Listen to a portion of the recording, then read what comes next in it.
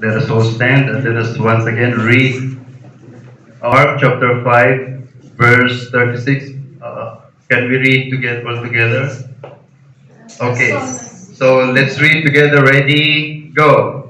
As soon as Jesus heard the word that was spoken, he said unto the ruler of the synagogue, "Be not afraid, only believe." Now, throughout the message, I want all of us to remember the last phrase where Jesus said, "Be not afraid, only believe." Let us pray. Heavenly Father, in Jesus' name, we thank you, Lord, once again for this opportunity where we can study your word. Lord, thank you for this great privilege where we can serve you, we can sing to you freely, we can offer our time, we can have fellowship with each other. Thank you, Lord, for this wonderful opportunity that we have. Lord, not all people have the heart to worship you. Not all people have the willingness to worship you every Sunday, Lord. But Lord, we thank you because we are here. Thank you for our visitors. Thank you for everyone who invited them, and thank you for the presence of all of us for this morning. Lord, as we study your word, I pray that your Holy Spirit will touch our heart. I pray that your Holy Spirit will open our spiritual understanding, our hearts and minds. I pray that you make our hearts a good soil to accept your word. I know that for so many times the truth hurts, but I pray, Lord God, that you give us an open mind and an open heart, ready to accept the truth from your word. No matter how hurtful it is, no matter how hard it is, no matter how offensive it may be for us. Lord, I pray that you help us to receive your word heartily. Thank you so much, and whatever Satan has in hands to destroy us, to distract us, to disturb us, I pray that you will not let it happen. I pray, Father God, that you bind Satan this time, that he may not disturb us in our service this morning. Thank you so much. Thank you so much, Father God. Again, forgive us for our sins. Make us worthy. And may your name be glorified in our midst. And I pray that you use me, your humble servant, Lord, to deliver your word. I pray that help me, Lord, not to share what I have in mind, but help me, Lord, use my mouth to tell to your people the truth that they need to hear this morning. Thank you, Lord God. In Jesus' name we pray. Amen. Okay, so the theme of our message this morning is be not afraid, only believe. Okay. How many of us feel fear every day? Okay. How many of us have this fear of something? If you're going to read our text is Matthew chapter 5. But if you're going to read from chapter 4 backward, we can follow Jesus in his journey. We can see him healed a man possessed by a demon. Okay? And we can see him calm the stormy sea. And those miracles that we can see just prove that our Jesus, our Lord, can be trusted in any situation. So when Jesus spoke, the storm obeyed him. Okay. When he did, a raging storm and a tossing sea suddenly became calm. And at his command, the man who was possessed by many, hindi lang isang devil, but legion. No, I mentioned this last time. When you say legion, it's about ilang I think 300 if I'm not mistaken. One legion is composed of 300 people. Am I right, sir? Are you familiar with this? One legion is composed of 300 people. When Jesus Christ told this man, "What is your name?" The man said, "I am Legion." Okay? It means that Satan, the demon who was inside that man was not only one, but many demons. But then Jesus said, "Go away from this man." And that legion went away, right, at the command of Jesus Christ. So we can see God's power being demonstrated in this situation. In our text this morning, we can see another seemingly hopeless situation. Kasi para sa atin, hopeless na yun eh. No? Para sa atin, napaka-hopeless na ng tao na yun to be free from the grip of Satan. Para sa atin, napaka-hopeless na nung isang bata na binuhay niya nung namatay na. Okay? But then again, another hopeless situation. But this time, Jesus faces the greatest enemy that ever known to humankind, and that is death. Death is the greatest enemy. Sino dito ang hindi takot mamatay? Wala. Okay, takot ako mamatay, no? Hindi dahil hindi ko alam ang pupuntahan ko. Of course, alam ko yung pupuntahan ko. Kasi Kristiyano ako. No? Ang takot natin kasi takot tayong mawalay sa pamilya natin. No? We're afraid to be forever separated from our loved ones. And Jesus here faces a situation where for us as human, impossible to overcome. And as we watch our Lord conquer this hopeless situation after another, it should give us hope, mga kapatid, that in our desperate time, in our difficult times, whenever difficult times comes in our lives, we can be sure, we can be sure that our God is true to His word when He said, "Be not afraid, only believe." And so this morning, I would like us to see the Father's faith. Okay, this is not Father's Day, but we would like to follow Jairus. Okay, because in this passage, no, merong isang father na yung kanyang anak ay malapit na mamatay. Okay, and he went to Jesus, he came to Jesus, and he wanted his daughter to be healed. So let's see what happened here. So first, we will see the conception of his faith. Okay, the conception of his faith. We will look at the phases of the faith of Jairus, a father who had this great love for his daughter, who did everything he could just to save his daughter's life. So number one, we can see the conception of his faith. In verses 21 to 24, I will read para magkaroon tayo ng little background sa ating text. Verse 21, "And when Jesus was passed over by ship unto the other side, much people gathered unto him, and he was nigh unto the sea. And behold, there cometh one of the rulers of the synagogue, Jairus by name. And when he saw him, he fell at his feet, and besought him greatly, saying, My little daughter lieth at the point of death. I pray thee, come and lay thy hands on her, that she may be healed, and she shall live. And Jesus went with him, and much people followed him, and thronged him. So as Jesus has returned from the night at sea, he and his disciples went to the other side of the lake. And while he was there, Jesus delivered of a poor man from the grip of Satan by casting out the demons that possessed him. Now Jesus has returned to Capernaum and is immediately met by a crowd of people.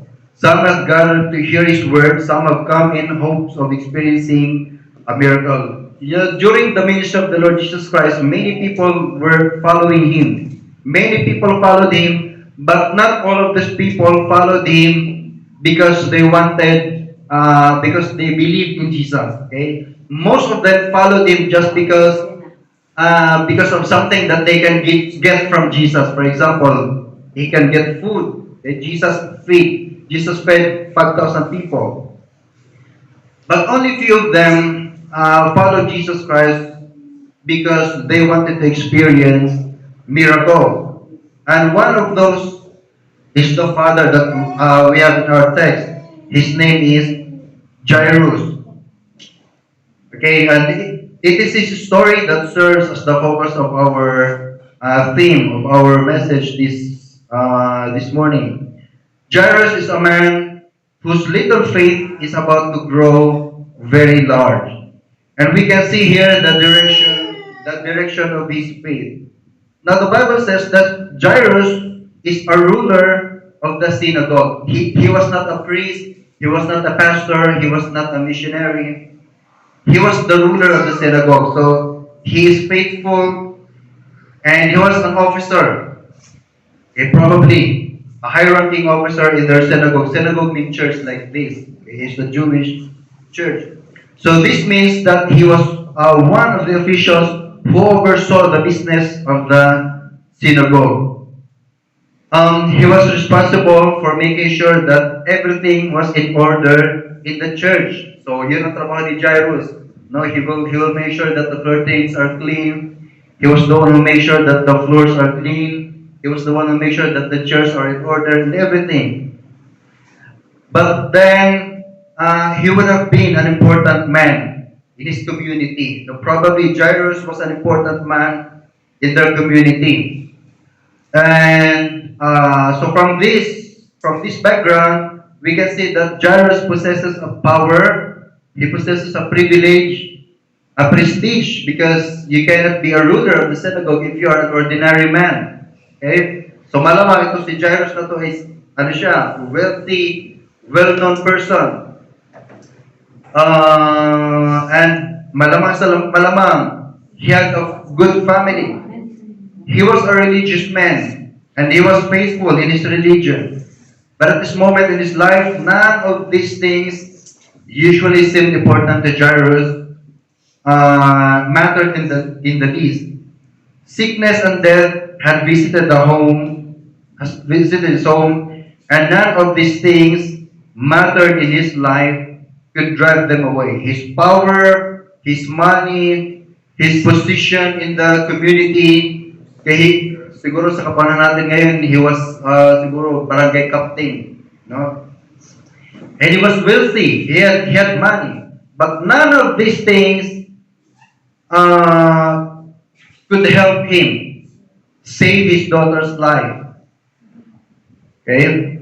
Why? Because the truth is, mga kapatid, the truth is, no matter how much money you have, no matter how well-known you are in your community, no matter how smart you are, no matter how talented you are, when death comes your way, when death comes in your family, you cannot stop it. You cannot stop death. The Bible says that it is appointed unto man who wants to die. You know, there are people who are drinking, yung mga, yung mga, baka nag-inom kayo nito, yung iniinom para magpahaba ng buhay. Nasabi sa Pilipinas, pansit daw magpahaba ng buhay. No, pero sa pagkakalam ko, lahat ng mahilig sa pansit maagang namatay. Yeah. They were taking pills, sir. They were taking pills just to have a long life. They are doing some exercises. Now I'm not saying this is bad. Okay, exercise is good, right? But if you're doing it just to avoid death, you're wrong. Because death is certain. Okay, you cannot stop death. You cannot say, no, I don't want to die.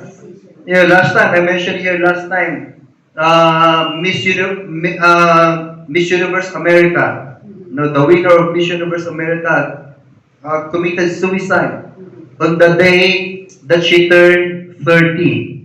Why? Because she said, no, I don't want to get old. I don't know what life is when I'm 30. That's, I don't know. Okay? But you cannot stop death, mga kapatid, no matter how kahit gano'n ka pagkaingat sa katawan mo. Kapag yan ay dumating sa buhay mo, death is inevitable. You cannot stop it. Okay? So, Jairus knew that his power could not save his daughter. He knew that his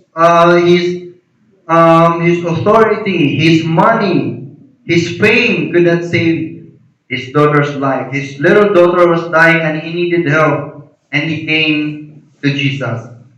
So that was the start of his faith. Okay, that was the start of his faith. And this must be hard for him. Okay? After all, he is a ruler of the synagogue.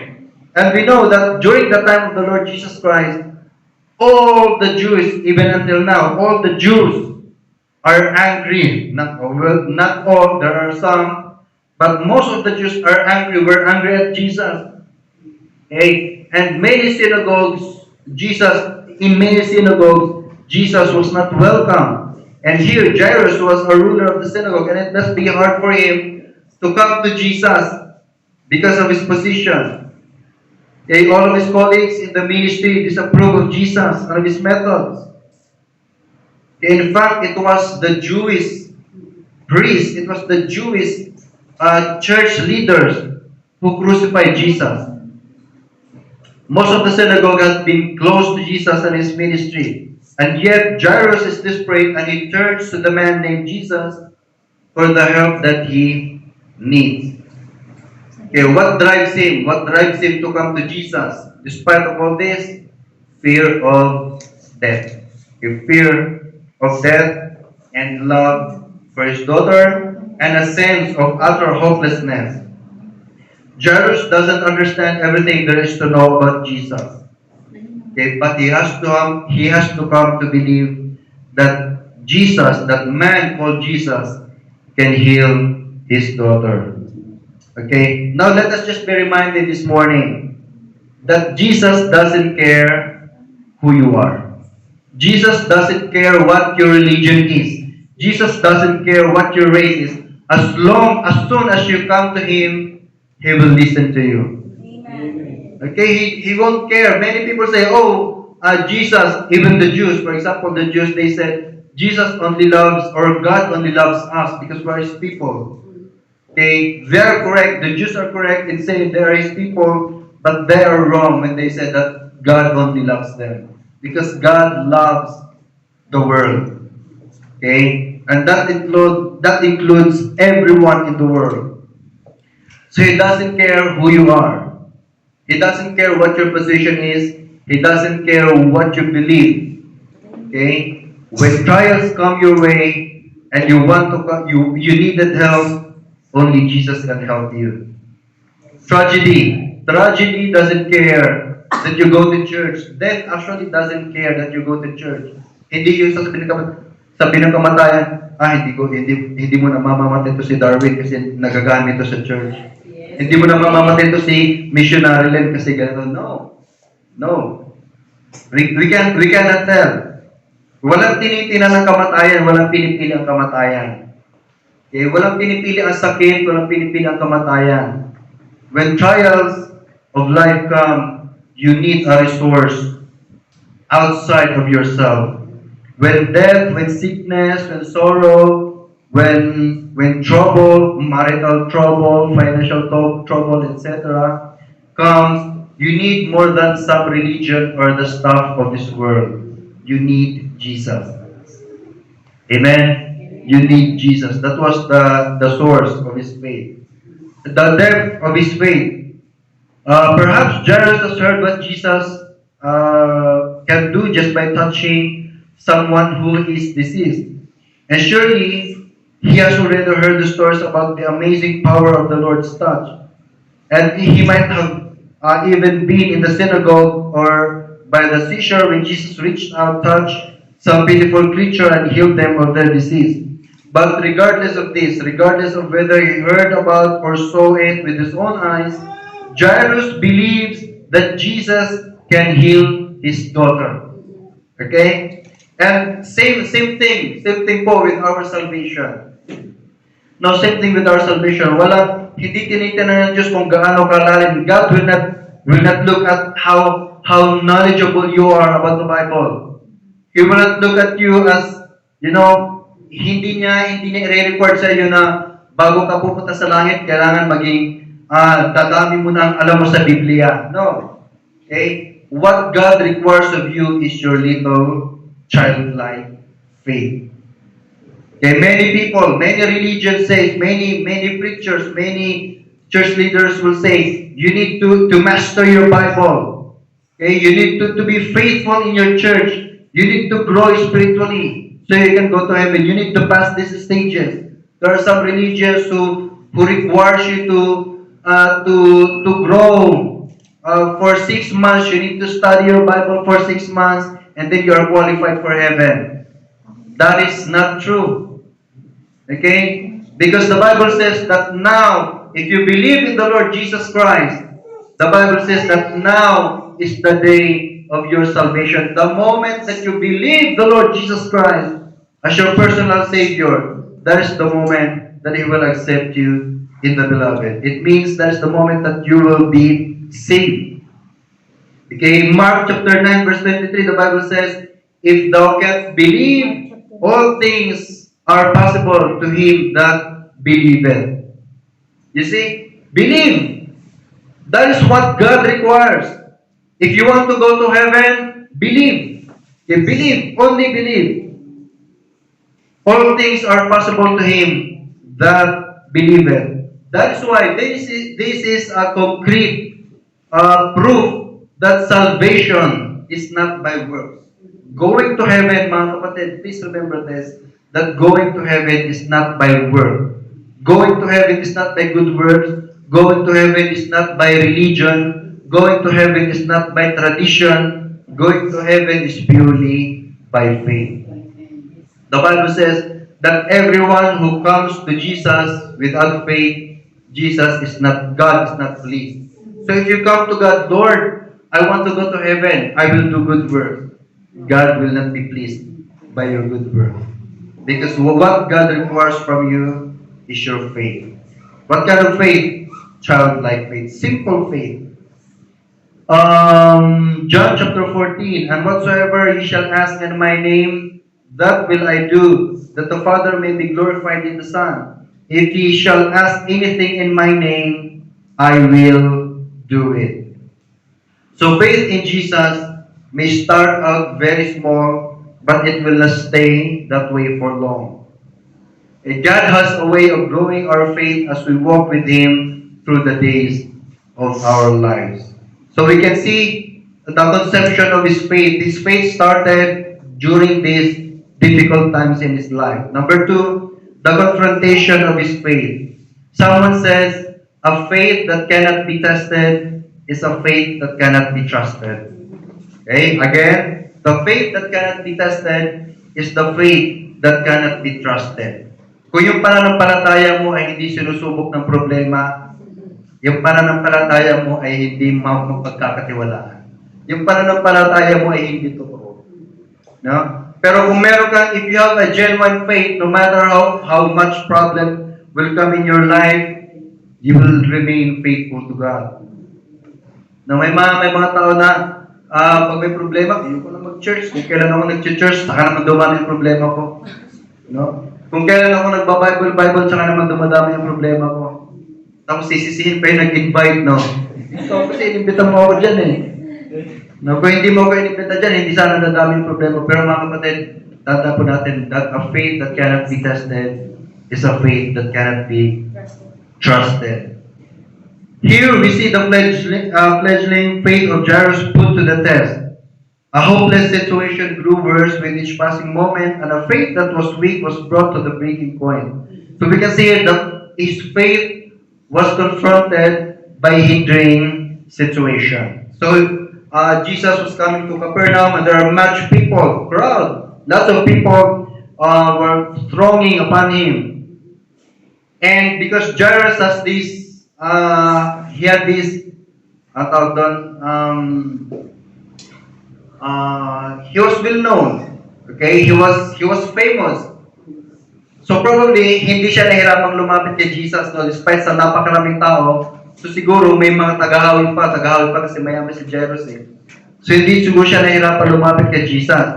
And he asked Jesus, Lord, my daughter is at the point of death. Could you please go to my daughter and at least pray for her that she might live? Okay? So sabi ng Panginoon, okay, sige, let's go to your house. And on their way to Jairus' house, there was this hindering situation. Ano nangyari? May isang babae na with an issue of blood for 12 years. Yung isang babae na dinudugo. May isang babae na dinudugo for 12 years. 12 years niya na nararanasan at naubos niya yung kanyang pera. Sa pagpapagamot, wala pa rin nangyari. Tapos yung babae na yun ay sumampalataya na kahit mahawakan nila yung laylayan ng damit ni Jesus Christ, ang gagaling siya. So nung nahawakan niya yung laylayan ni Kristo, tumigil si Kristo. Sabi ni Kristo, sino yung humawak sa akin? Nasabi naman ng iba na kung Diyos si Kristo, bakit hindi niya daw alam kung sino humawak sa kanya? No, but of course, hindi yung topic natin, no? But that kind of argument is foolishness. Because Jesus is God. When God asks, who touched me? Na every time na may question si Jesus or ang Diyos sa Biblia, hindi nangangahulugan yan na hindi alam. Okay? Na hindi nila alam. Okay? Nangangahulugan lang yan na gusto nila. For example, na nagkasala sila sa iba, ano sabi ng Diyos? Adan, nasaan ka? Ibig sabihin ba na hindi alam ng Diyos kung nasaan si Adan? Hindi po. Alam ng Diyos. Binigyan lang ng Diyos si Adan ng chance na siya mismo ang lumapit sa Diyos at humingi ng tawad. No? Nung sinabi ni Kristo, nasaan ka? O sino humipo sa akin? Ibig sabihin ba nun hindi alam ni Kristo na may humipo sa Kanya? Alam. Na alam, kung babasahin niyo yung context ng Biblia, pinasa natin kanina, makikita natin doon na alam ni Kristo. Gusto lang ni Kristo, binibigyan lang ni Kristo ang tao ng chance na tayo mismo ang lumapit sa Kanya. Okay, kasi tayo mga tao, di ba, ako lagi binabanggit ni Pastor Ed dito, na ang mga tao binigyan ng Diyos ng free will. The Bible says, for God so loved the world that He gave His only begotten Son. Namatay si Kristo para sa buong mundo. Pero hindi yun automatic na ang buong mundo ay maliligtas. Kasi ang tao binibigyan pa rin ng Diyos ng free will. Pipiliin mo si Kristo o pipiliin mo yung mundo. Okay? Hindi tayo ginawa ng Diyos na robot. God did not make us as robot. We have our own free will. Okay? God gives us choices. Okay? So, ayun, balik tayo sa ating topic, Naglalakad na Jesus with Jairus and his men were walking towards his house. And then there was this woman who has an issue of blood for 12 years. No? And it is possible that Jairus knew this woman and her condition. So alam ni Jairus, posibleng alam ni Jairus na itong tao na to had been sick for 12 years. And Jairus may be thinking, Panginoon, huwag mo na-entertain yan, Panginoon. Dahil sana tayo yung anak ko, habang lumilipas yung oras, minuto yung lumilipas, yung anak ko, mamamatay na. No, so probably, Jairus was thinking na ganun. No, but here, we can see that his faith was tested by hindering situation. On the surface, the Lord's delay seemed a little insensitive. Noong yung mga hindi mapapaniwalain, siguro iniisip niya, tinan mo, yung master mo hindi ka inaano. Napaka-insensitive naman na yan. Diba? He knows the seriousness of the situation, mga kapatid. There are times na kapag dumanas tayo mga problema na feeling natin pinabayaan tayo ng Panginoon. No, there are times na kapag maraming problema, naku, pinabayaan ako ng Diyos. No? But lagi natin tatandaan that our God is not insensitive. Our God knows our situation. Okay? He knows if you are brokenhearted. He knows if you needed anything. But sometimes, Jesus delays His help. Why? Because He wants you to believe in Him. Okay? He wants you to believe in Him. So here, Jesus pauses to take care of the need at hand. Now, what seems to be hard and harsh on the surface has some important lessons to teach us. Lagi natin tandaan na ang Diyos natin, our God, is not late. Okay? Our God is not late. Maybe, iniisip natin, kagaya nung nangyari, namatay si Lazarus. Sabi ni Martha, Lord, kung nandito ka lang, buhay sana ang kapatid ko. No, pero hindi yun. No? Lagi natin tandaan na ang Diyos natin ay hindi siya gumagawa ng late. Our God is always on time. It may surprise you, but God does not possess a clock or a calendar. The delays of life are designed to what? To increase our faith. Okay? God wants you to increase your faith. That's why sometimes He delays His help. Kasi gusto niya na lumago yung pananampalataya natin. Na kung isipin niyo, pinabayaan ako ng Panginoon, hindi ako tinutulungan ng Panginoon. Think of the people from the Bible. Si Joseph, for example. Kilala niyo po ba si Joseph? Joseph was a good person. He was a good from his youth. He was a good man. Wala siyang ginawang masama, pero ano ginawa niya? Binenta siya ng mga kapatid niya. Okay? Pagdating doon sa Egypt, binenta siya sa Egypt. Pagdating doon sa Egypt, pinagbintangan pa siya ng rape. Pinagbintangan siya ng rape, kinulong siya. Pagdating sa kulungan, nandun pa rin ang Diyos sa kanya. Okay? Pagdating doon sa kulungan, may tinulungan siya ako sa panaginip. Sabi niya, paglabas mo, isipin mo ako, alalahanin mo ako.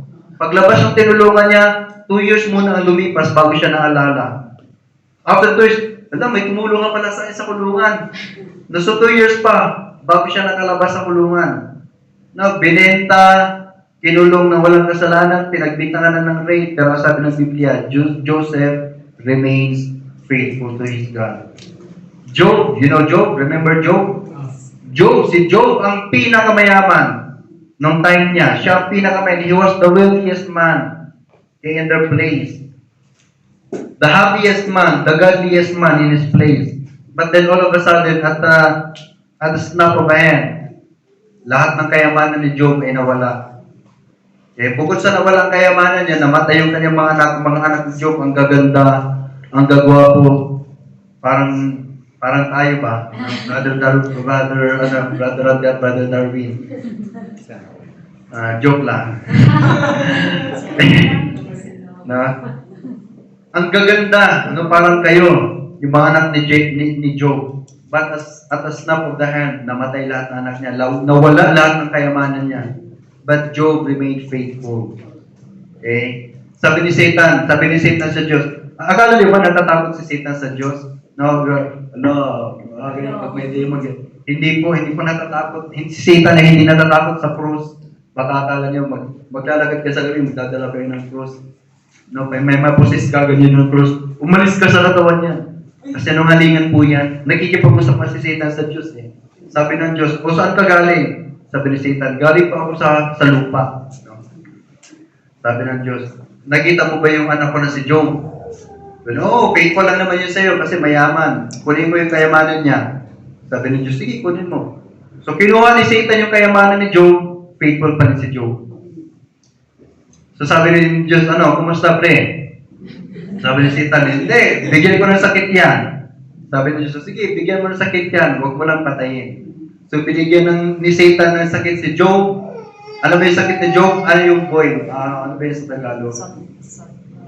Sangla sa Bisaya yun, sa Tagalog yun. Parang ketong. Yun, parang ketong. Parang ketong. Tapos hindi na sa kilikili, hindi na sa singit, kundi sa buong katawan. Biruin niya yung may ketong ka sa buong katawan. Sabi ng asawa ni Job, ano ka ba? Bakit nananatili ka ba siya sa Diyos mo? Namurahin mo na yung Diyos mo at nang mamatay ka na. Pero anong ginawa ni Job? Job remains faithful. Tayo kaya? Kumusta kayo yung pananampalataya natin? Baka pag hindi lang tayo nasahuran, hindi na ako magsisimba. Simula na nagsimba ako dyan, hindi na ako sinasahuran ng boss ko. Laging bili na yung sahod ko.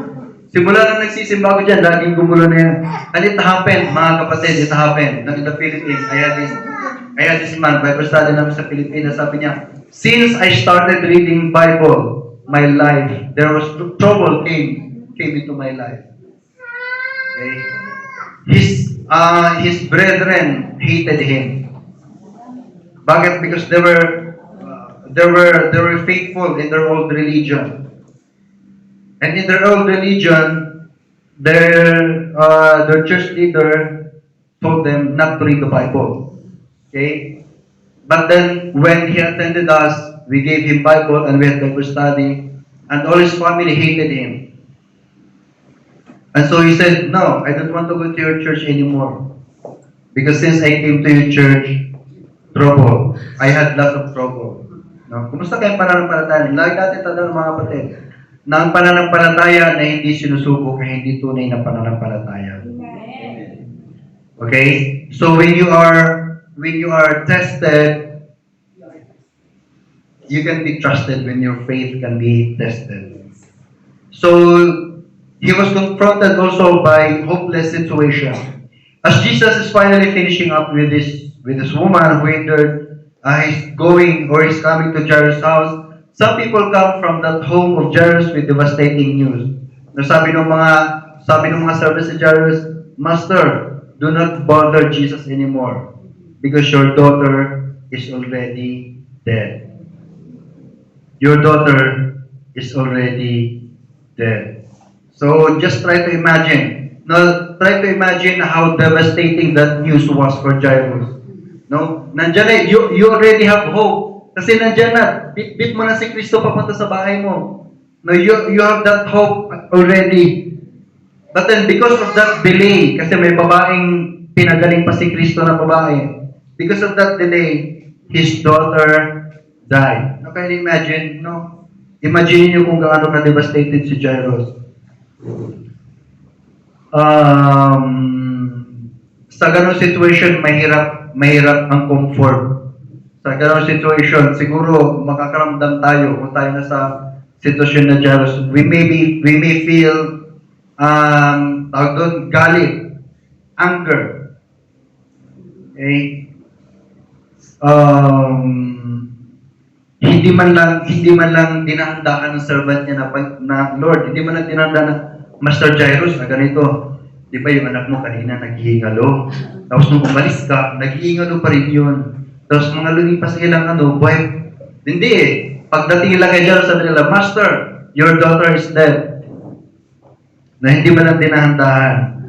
Okay, it must be devastating for Jairus. Okay, surely that news broke his heart. Okay, that news surely attacked his faith and brought Jairus to the very age of despair. Surely he must have thought about the delay. No, siguro it is just, Panginoon, pambihira ko, hindi mo lang tinagalan.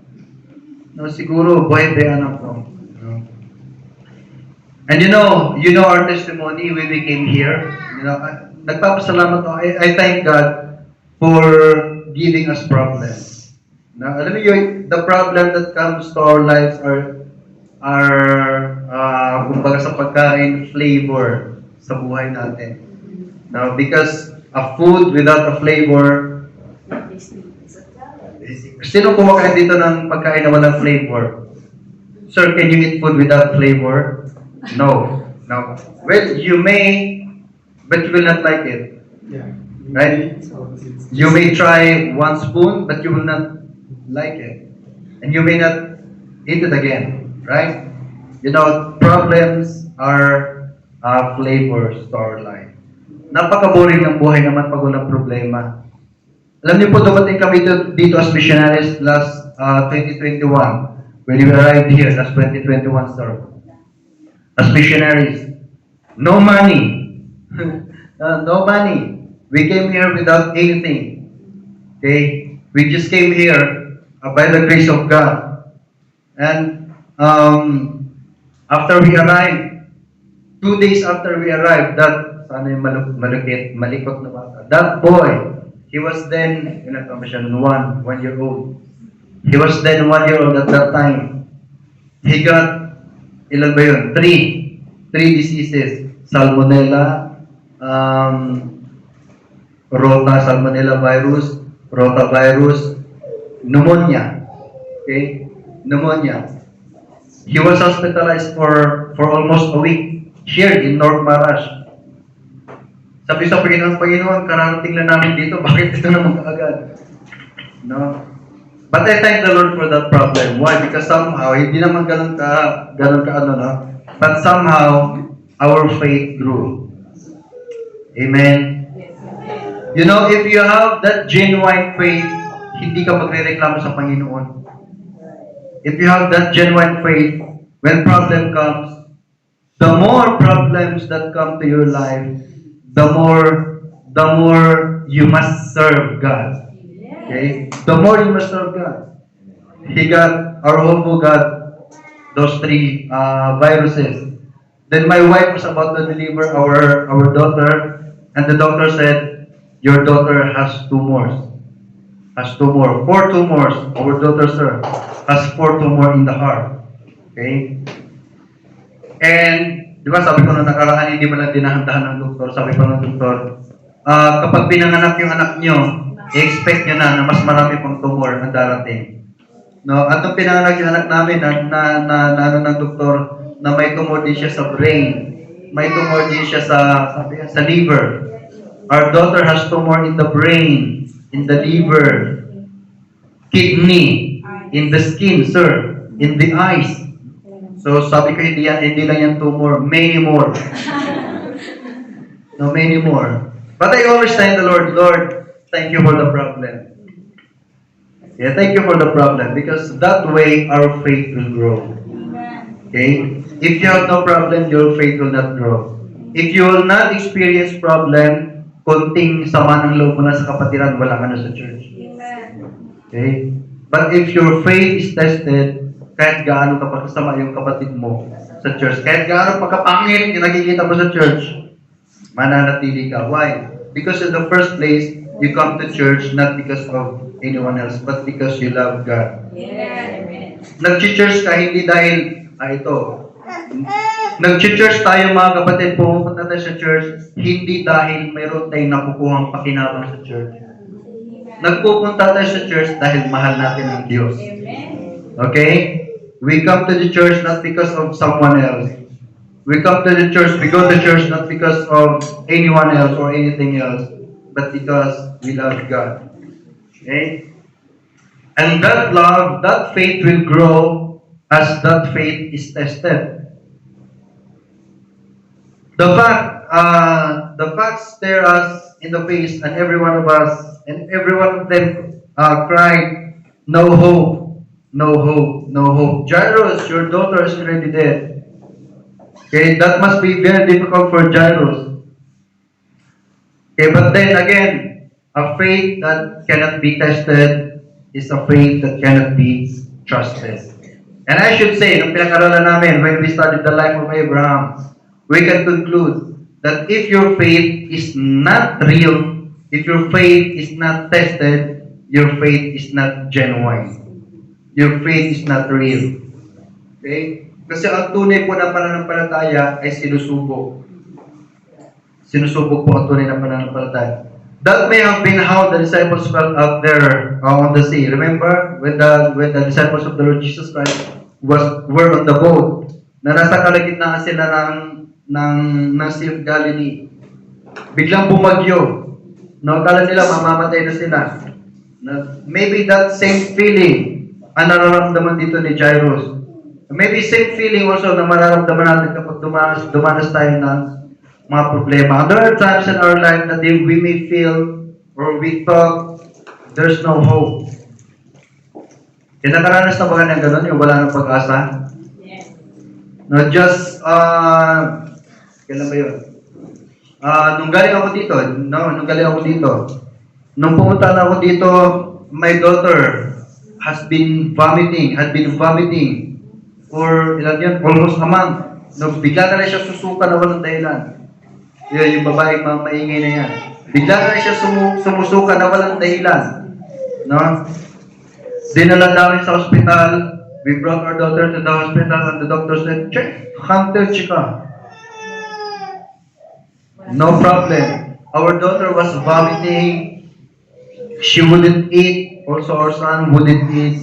But the doctor said, "No problem. You go home.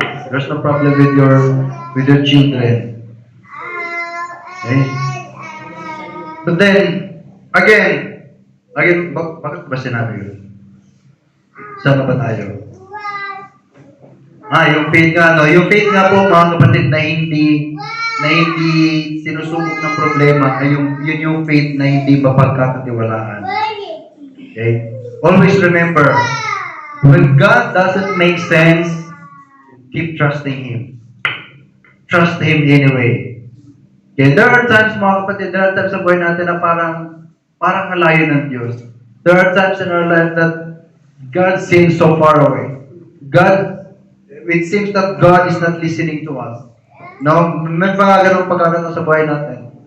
But whenever that time comes to your life, trust Him anyway. Sabi ng Panginoon, be not afraid, only believe. We need to remember that God is seldom early, but He is never late. Okay, He is never late. God is always on time. And last, the confirmation of His faith. The faith of Jairus was weak. Okay, the faith of Jairus wavered. But in the end, the faith of Jairus won out. His faith triumphed because his faith was rooted in the person of the Lord Jesus Christ. Na ito yung sinasabi ko kanina, no? If our faith is not rooted in the Lord Jesus Christ, hindi ka magtatagal dito. Hindi ka magtatagal sa church. Mawawalan ka kaagad. Why? Kasi yung pananampalataya mo ay hindi naman sa Diyos. No? Pero yung pananampalataya mo ay nasa Diyos lamang, magtatagal ka kahit gaano karaming problema. Okay? Notice the victory that faith won for him. We can see number one, that his faith is confirmed by the Savior. Kaya nga sabi ng Panginoon sa kanya, Jairus, be not afraid, only believe. Okay? Only believe. Huwag kang matakot, sumampalataya ka lang.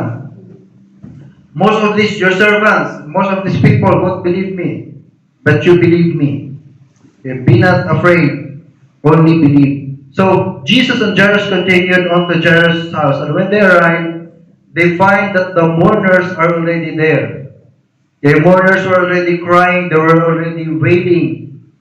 Okay, there were sad music going on in Jairus' house. Because in Jewish law, it is required in their law that when someone died, they must hire a mourner. Okay, mayroong taga-iyak. No, they will pay for criers, for wailers, for mourners. And they will pay for, they will hire a musicians to play in the funeral. So maybe nung dumating si Jesus Christ at si Jairus sa kanyang bahay, nandun eh, taga-iyak na yung mga binayaran na crying ladies, di ba? Sila Sharon Cuneta, sino ba yung Shasha Padilla, sino ba yung isa? Hilda Coronel. Sino? Hilda Coronel. Yung mga crying ladies, no? Maybe nandun na. These mourners showed up as soon as there was death. They began to wail, they began to cry, they began to scream, calling the attention to the fact that death has invaded a home. They came quickly because the dead were buried before sundown. These same practices continue to this day in parts of the Middle East, in Muslim countries. Since Jairus was wealthy and well known, probably a number of mourners were there. And Jesus is watching the show and he knows that there is no genuine grief involved. The mourners could have cared less about the pain kasi wala naman talagang genuine grief. Eh. Kasi ba't ka naman masasaktan? Eh, mourners, binayaran ka lang para umiyak. Nasubala talaga. Ang real grief ay nandun sa family ni Jairus. The only people who are really hurting are Jairus and his wife and his relatives. So Jesus approaches the scene and makes a strange statement. Sabi ng Panginoon, ba't kayo umiiyak? Sabi ng Panginoon, huwag kayong umiyak, huwag kayong mag-alala kasi ang bata niyan, he is not dead but sleep. He only sleeps. Alam niyo ba, na kapag tunay ka ng Kristiyano, the Bible says that if you are a true Christian, if you are a true believer of the Lord Jesus Christ, you have conquered death. Okay? Kaya si Paul, sabi ni Apostle Paul, yung mga nangamatay, ang description ng Apostle Paul doon ay natutulog. Natutulog lang. No? Kaya pag may namatay, ano yan? Nangyari siya, may tulog sa bahay na yan. No? Because tayong mga Kristyano, if you are a true Christian, death is just the beginning of eternity. Okay, and time will come that yung body natin ay babangon. No? But this is not the sleep which many believe or some of the religious people call soul sleep. No, soul sleep is very different from the sleep that the Apostle Paul is teaching, the Bible is teaching. Many in our world believe that the soul and the body go together to the grave to await resurrection. And that is not true. Because the Bible says that after death, there is judgment. Okay? And when you are a believer of the Lord Jesus Christ, kasi ang judgment ng Panginoon, dalawa lang. It's either hell or heaven. Okay? There's no in between. There's no purgatory. You cannot read purgatory in the Bible. When you die believing the Lord Jesus Christ, you will go to heaven. But when you die without Jesus Christ in your life, you will go to hell. Okay? So when Jesus says that the girl is sleeping, He reveals a proper perspective of death. When death claims a believer, the body lies down in sleep, but the soul flies away to be with the Lord. Sa mga Kristyano po, wala talagang kamatayan. Ang mamamatay sa mga Kristyano, ito ang ating katawan, babalik sa lupa. Kaya di ba sabi ng kanta ni Gary V, nagmula sa lupa, babalik ng pusa. No? Kasi yung katawan natin mula sa lupa. No? Pero yung kaluluwa natin, kung ikaw ay tunay na Kristyano, ay babalik doon kay Kristo. Pero pag ikaw ay hindi Kristyano, ang kaluluwa mo ay sa impyerno. No? Masakit na katotohanan niya. Masakit na katotohanan niya, pero yun ang katotohanan. Okay? The actual death that the Bible is talking about is a separation of soul and God. Okay? When your soul is separated from God, that is what we call death. And the Bible calls it the second death. Now, how it happens? It happens when a person is not saved. Okay? Kung ang tao ay hindi ligtas, siya ay patay kahit buhay pa siya. Kahit naglalagad pa siya, pero sa harapan ng Diyos, ang tao po mga kapatid na hindi ligtas ay patay sa harapan ng Diyos. That is what we call second death. At sino-sino ba ang patay sa harapan ng Diyos? All who do not believe in the Lord Jesus Christ as Savior. No?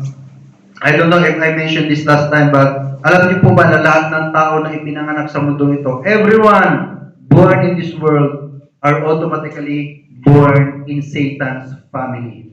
Now, that's a hard truth.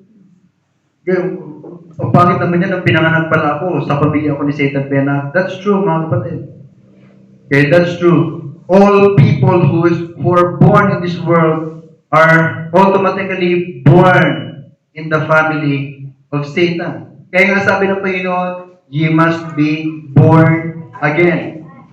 Ang born again, mga kapatid, ay hindi reliyon. Ano reliyon mo? Born again kami. Hindi po reliyon ang born again. No? Ang born again po ay kalagayan mo, kalagayan tao sa harapan ng Diyos. Bakit kailangan mo mag-born again?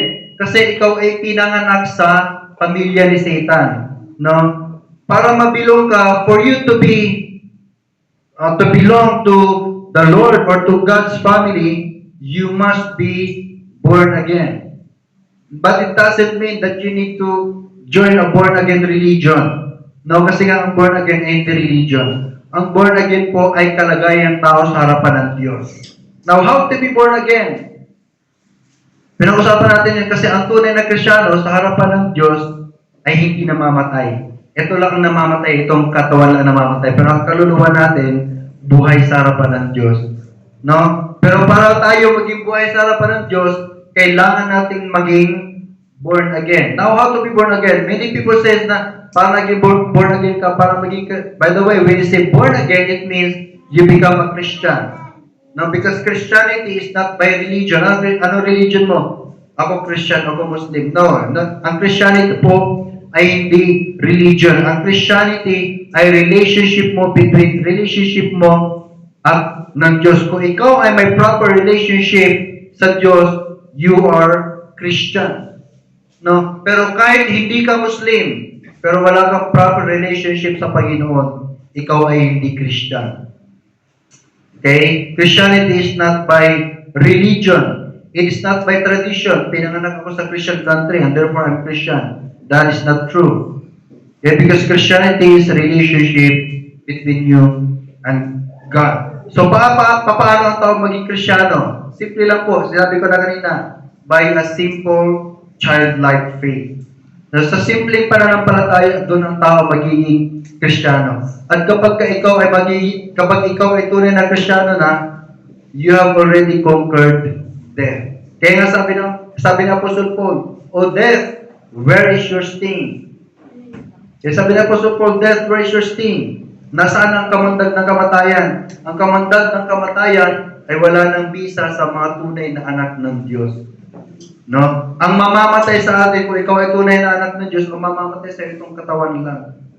Na itong katawan lang. Pero yung kaluluwa mo ay sa langit pupunta. Na hindi ako nagsabi niyan, ang Bible ang nagsabi niyan. Sabi ng mga tao, sabi ng mga reliyon, ang yayabang nitong mga baptist na to, sinasabi nila na ligtas na sila. Hindi naman talaga tayo nagsabi niyan. Nagsasabi po niyan ay ang Bible. Kung ikaw ay tunay na mananampalataya, ikaw ay ligtas. At kapag ikaw ay ligtas sa harapan ng Diyos, pag ikaw ay namatay sa harapan ng Diyos, ikaw ay natutulog lang. Okay? Bakit natutulog lang? Kasi pagbalik ni Kristo, bubuhayin ka ulit. Ang katawan mo ay bubuhayin ulit ni Kristo. Okay? So, his faith was confirmed by the Savior's word. Number 2, his faith was confirmed by the Savior's word. No? So, nung dumating na sila Jesus Christ sa bahay ni Jairus, ang sabi ni Jesus Christ, Talita Kumi. Or sabi niya ba, Talita Kumi, ibig sabihin na, arise, little lamb. Kaya arise, little lamb. No? Maraming nagsasabi si Kristo ay hindi Diyos. Pero alam niyo po ba na Diyos lang ay may kayang bumuhay ng patay? Eh ito, patay na tong babae na to pero binuhay ni Kristo. Sabi ni Kristo, tumayo ka, little lamb. Tapos sasabihin nila, si Kristo ay hindi Diyos, hindi po. Si Kristo po ay Diyos. No, si Kristo ay umiyak. Nung namatay si Lazarus, si Kristo ay umiyak. Pinakita ni Kristo na siya ay tao. Pero nung sinabi ni Kristo, Lazarus, lumabas ka dyan sa libingan. Pinakita ni Kristo na siya ay Diyos. Sapagkat si Kristo ay 100% man and He is 100% God. And if you are a true believer of the Lord Jesus Christ, if you are a true Christian, you believe the truth. Okay? Because Satan is trying to tell you lies. Sabi ni Satan, di ba sa umpisa pa lang, binago na ni Satan ang salita ng Diyos. Sabi ng Diyos, huwag niyong kainin yung prutas na yan. Sabi ni Satan, hindi, kainin niyo yan. Hindi naman sinabi ng Diyos na huwag eh. No? Kaya same thing ngayon. No? Maraming mga tao naghahanap ng proof na si Kristo ay Diyos. Sabihin mo sa akin, ipakita mo sa akin, verse by verse, na sinabi doon ni Kristo na siya ay Diyos. No? At maniniwala ako na si Kristo ay Diyos. Pero mga kapatid, kung pag-aaralan niyo ang Biblia, kung babasahin niyo ang Bible, mauunawaan niyo na si Kristo po ay Diyos. Well, Diyos lang ay may kayang bumuhay ng patay. Right? Diyos lang po ay ang may kayang bumuhay ng patay. Jesus is moved with compassion by the grief in his home, and he calls this little girl's spirit back into her body. No, she obeys the command and instantly receives life. She gets up and everyone is amazed. Okay? It was amazing how to think. It is amazing to think how Jesus walked on water, how Jesus fed 5,000 people, and afterwards 4,000 people. It is amazing how Jesus calms the storm. It is amazing how Jesus healed the sickness. It is amazing how Jesus rose back to life those who have been dead. Okay? But those things are the proof that Jesus is God. And those things are enough proof to live what Jesus said when He said, be not afraid, only believe. Okay? Be not afraid, only believe. Kung kaya po mga kapatid, if Jesus can calm the storm with His word, if Jesus can raise death to life, He can solve your problem. Okay? Narinig niyo po? Kung kaya ng Diyos na bumuhay ng patay, yung problema po kaya hindi kaya i-solve? Kung kaya ng Diyos na pigilin yung bagyo sa pamamagitan lang ng kanyang salita, yung bagyo pa kaya sa buhay mo ang hindi na kayang gawin, hindi na kayang pakalmahin. Okay? But what God requires from us, is to believe in Him. Okay? Sabi ng Panginoon, be not afraid, only believe. Now, same thing with our, tapos na po tayo same thing with our salvation. Many people are afraid to die because they don't know where to go when they die. Okay, I have talked to many people, and they said, I am afraid to die because I don't know when I die. I don't know where to go when I die. Again, same application, same principle that we can apply here in our salvation. Okay, if you want to be saved, if you want to be sure where to go when you die, the Bible says, believe. Okay, believe.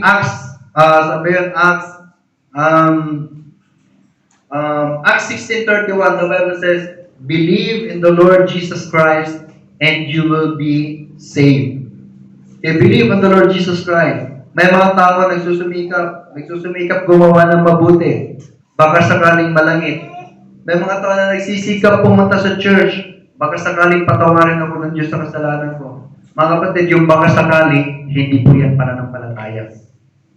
Okay? Yung nagbabaka sakali ka, hindi po yan pananampalataya. Kasi ang pananampalataya, 100% ka na nagtitiwala sa Diyos. Amen. Yun yung pananampalataya. No? Kapag gagawa ka, Lord, magtitiwala ako sa iyo, iligtas mo ako, Panginoon. Magsisimba ako, iligtas mo ako, Panginoon. Hindi po yan tunay na pananampalataya. Kasi ang pananampalataya, Panginoon, magtitiwala ako na ililigtas mo ako. Okay? Now, I am not saying na pagsisimba ay masama. Hindi ko sinasabi na ang mabuting gawa ay masama. Mabuting gawa nga eh. Hindi ko sinasabi na ang religion ay hindi mo kailangan. Of course, kailangan mo yan. Pero kapag pinag-uusapan natin ang kaligtasan, pananampalataya lang po ang tanging susi upang tayo po ay maligtas. Sabi ng Panginoon, be not afraid, only believe. Mga kapatid ko, ang kaligtasan, if salvation, if going to heaven is by good works, how many good works do we need to do? Kaya, meron ba sa inyo kaya maglista ng good works? Yes, you can list down all the good works that you have in mind. But the next question is, can you do all of them at once? Okay? Ang sabi ng Panginoon, kung kaya mong gawin yung 10 utos na sabi ng Panginoon, kung kaya mong gawin yung siyam, bumagsak ka sa isa, na-violate mo yung siyam. Yung 10 ang hindi mo nasunod. No? Natanong, may nakaka-memorize pa ng 10 utos? Meron po ba dito nakaka-memorize ng 10 utos? Kahit ako, hindi ko memorize eh. No? So, hindi nga natin memorize sa 10 utos, gagawin pa kaya, kaya pa ba kaya natin gawin, no? Hindi nga natin kaya i-memorize eh.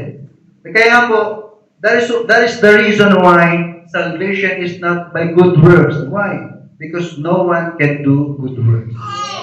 Okay? Mayroong isang preacher, kilalang preacher sa Pilipinas, patay na siya ngayon. Sabi niya, meron daw nakakagawa ng good works. No, meron daw sa Bible. No, wala pong nakakagawa ng good work kahit basa natin ang Biblia. No, from first Genesis to Revelation, we cannot read from the Bible that there was once a man in the Bible who was able to do good works perfectly. And if ever, sabihin na natin, sige, tanggapin natin yung argumento na yan na may nakakagawa ng good works. The Bible says na walang gumagawa ng good works na hindi nagkakasala. So, ibig sabihin, kahit na perfect na yung good works, nagkakasala ka pa rin. Nagkakasala pa rin tayo. That is the reason why salvation is not by works, but by grace. Biyaya po ang kaligtasan, mga kapatid. Na hindi kayo pupunta sa baptist para maligtas. Itong church na ito ay hindi po makakapagligtas sa inyo. Hindi kayo pupunta sa langit sa pupunta niyo sa church na ito. Pupunta kayo sa church na ito, hindi para mapunta sa langit. Okay? Kasi ang nagdadala sa atin sa langit, ang pananampalataya mo kay Kristo. Kapag sumampalataya ka kay Kristo bilang yung tagapagligtas, doon ka maliligtas. No? At isang patunay na ikaw ay tunay na ligtas, ay ang pagpunta mo sa church. Okay? Because good works are the fruit of salvation. Kasi madali lang sabihin, may pananampalataya ko. Ibig sabihin, ligtas na pala ako. Kasi kaligtasan pala, pananampalataya lang eh. So, ibig sabihin, langit na ako kasi may pananampalataya ka eh. Pero ang tanong, yung pananampalataya mo ba ay nagmamanifest sa buhay mo? Eh? Kasi ang tunay na mananampalataya, ang tunay na faith po, nagmamanifest po yan sa buhay natin. Okay? Kung hanggang ngayon, sinasabi mong Kristiyano ka, wala ka pa rin gana magbasa ng Bible, wala ka pa rin gana mag-pray, pupunta ka lang sa church kapag convenient sa'yo. I'm sorry to tell you, but sorry but maybe there is something wrong with your faith. Something wrong with your Christianity. And maybe you are not really a Christian. But hindi pa huli ang lahat, mga kapatid. Okay? Hindi pa po huli ang lahat. Kasi sabi ng Biblia, sabi nga sa kasabihan natin, di ba? Habang buhay, may, ano po? May pag-asa. No? The reason why hindi pa tayo kinukuha ng Panginoon. Kasi binibigyan tayo ng Panginoon ng many chances. Last statement. If I could leave you with anything today, it would be this. When sickness comes your way, be not afraid. Pwede ba natin sabihin yan? Be not afraid, only believe. Okay? When sickness comes, be not afraid, only believe. When death comes, be not afraid, only believe. Kung sa tingin mo, bagsak ka na sa dami ng problema, let's say it together. Be not afraid, only believe. Kung sa tingin mo, tinatawanan ka ng mga kaibigan mo, pagpunta mo dito every Sunday, be not afraid, only believe. Okay? In the first place, hindi ka naman nagliningkod para sa kanila. Nagpupunta ka dito kasi nagliningkod ka sa Diyos. Okay? In 1992, Badger Stadium at Madison, Wisconsin was filled with 60,000 fans. The University of Wisconsin was playing at the University of Michigan. The game was not going well for Wisconsin, and in fact, they were being trounced by Michigan. As the game progressed, let me end with this story. At the game progressed, something strange began to take place in the stands. Every few minutes, cheering and applause could be heard, even though Michigan was running up the score on Wisconsin. Some 70 miles away, the Milwaukee Brewers were beating American football. The Milwaukee Brewers were beating the St. Louis Cardinals in the third game of the World Series. And many of the Wisconsin fans were listening to that game on the radio. They were cheering over something else than what was happening in front of their eyes. Now, in Christian life is just like that, mga kapatid. We might be in a tough situation, but we can rejoice in Jesus. Okay? Yung mga fans ng Milwaukee, hindi nila nakikinig lang sila sa radio. Pero habang nakikinig sila sa radio, naririnig nila yung cheering ng mga fans. And it gives them joy. Okay? Same thing with us, mga kapatid, sa ating Christian life. Why? Because we're able to see the victory that is ours through our faith in the Lord Jesus Christ. Let us all bow down our heads and close our eyes. Please bow down your heads and close your eyes. And let me have a few invitations, just a few invitations po.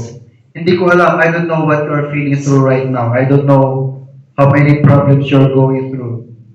I don't know how many troubles, how many trials you're going through right now. Maybe your situation here is not good, or maybe the situation of your family back in your country, in the Philippines, or wherever you are is not good. You can trust the word of Jesus when He said, "Be not afraid, only believe." Okay, be not afraid, only believe. You may be struggling financially. Be not afraid, only believe. You may be struggling emotionally. No, may mga bagay na gusto kang maalis sa puso mo na hindi maalis-alis. Be not afraid, only believe. Meron kang mga galit sa puso mo na parang imposible na mawala. Okay, kapag ibigay mo ito kay Kristo, mawawala po yan. Be not afraid, only believe. I hope this morning, you are not sure of going to heaven when you die. Okay? Would you trust Jesus Christ to save you? Okay. Would you accept the Lord Jesus Christ as your personal Savior? The Bible says, "Be not afraid, only believe." When a young ruler came to Jesus and said, "How to go to heaven?" Jesus Christ said, believe. Believe. Okay, would you like to believe Jesus Christ to save you? Okay? You can come to Jesus. You can come to Jesus if you are not sure of your salvation. You can come to Jesus. You can say, Lord, I am not sure where I go when I die, but I want to be sure. Please save me. And the Bible says that you can be saved. If you believe in Jesus Christ, all things are possible to him that believeth. Let us pray. Heavenly Father, Lord, we thank you for this wonderful message that we have this morning. Lord, as human, we cannot stop from having this fear. But Lord, help us to believe in you. Help us to rely on your power. As the song that we sang earlier says, lean on me. Lord, you're inviting us to lean on you. Help us, Lord, to lean on you and you alone. Help us, Father God. Lord, you know the hearts of the people that are here today. You know their hearts. You know their struggles. There may be things that they cannot tell to their friends. There are things, there are situations in their lives that they cannot share it to others. Sensitive things that they cannot share to others. Lord, you can see their hearts. You can see their situation. They may be in a bad situation right now. I don't know, but Lord, I pray you help them, Father God. I pray that you give them the proper needs that they need, the proper help that they need. I pray, Father God, that you just help this kababayan, Lord. Most of them are working here. If not, if they don't, some of them maybe have businesses here, or some of them are working here, Father God. I don't know their problems. I don't know, Lord, their struggles in life. Kaya lamang po nakakakita sa puso nila, Panginoon, kabigatan ng puso nila. Lord, gusto ko ilapit sila sa inyo, Panginoon. Tulungan niyo po sila, Panginoon. Help them to believe, Lord, that faith that cannot be tested is faith that cannot be trusted. Lord, show to them your power. Show to them that you can do anything if they just believe in you. Thank you so much, Father God. Thank you, Lord. Bless this word. I pray that you bless this ministry. I pray, Lord, that those who are here will continue to come here, Lord, every Sunday. I pray that you help them be faithful in you. I pray, Father God, that you help them, Father God, grow in their faith and be faithful in serving you. Thank you so much, Father. I pray for Pastor Ed. We thank you for another year that you gave for his life. Lord, I pray that you bless him with Ma'am Amor. I pray, Panginoon, yung pagbabalik nila dito, na ingatan niyo po sila, Panginoon. I pray that you continue to provide for their needs, for plane tickets and everything. And you provide for an accommodation for them here. And I pray na lahat na nandito ngayon, Panginoon, ay inyong pagpalain, Panginoon. Kailangan po nila inyong tulong, Panginoon. Kailangan po nila inyong kapangyarihan. Please bless them, O Lord God. I beg you, O Lord God, please bless these people today that are here today. Thank you so much. Lord, patawarin niyo po kami sa mga kasalanan. Forgive us, Father God. There are times we are afraid. Lord, forgive us. Patawarin niyo po kami na minsan, madalas, Panginoon, nawawalan kami ng pananampalataya sa inyo. Lalo na kapag sobrang bigat ng problema, Panginoon. Patawarin niyo po kami, Lord. Patawarin niyo kami, Panginoon. And Lord, from this day, Panginoon, from this day, I pray that you help us increase our faith, Panginoon, upang kahit anong problema dumating sa buhay namin, kaya namin lampasan, Panginoon, sa iyong biyaya. Dagdagan niyo po, Panginoon, ang aming pananampalataya. I pray for the leaders that you are using here, Brother Randy, Brother Darwin. You equip them, Father God. Help them, equip them spiritually, Panginoon. Equip them with your word. Help them to lead this church, to assist Pastor Ed. And those who have been used in this church, in every ministry, the music ministry, in whatever ministry they are doing, Panginoon, I pray that you bless them. Bless them, Father God. Salamat po, Panginoon. Maraming salamat po, Lord. Salamat sa kasiyahan. Salamat sa iyong mga salita. Salamat po, Panginoon. At lahat po na ito ay minadalangin at pinapasalamatan sa tangi at dakilang pangalan ng Panginoong Yesus na aming buhay na Diyos at tagapagligtas. Amen. Amen.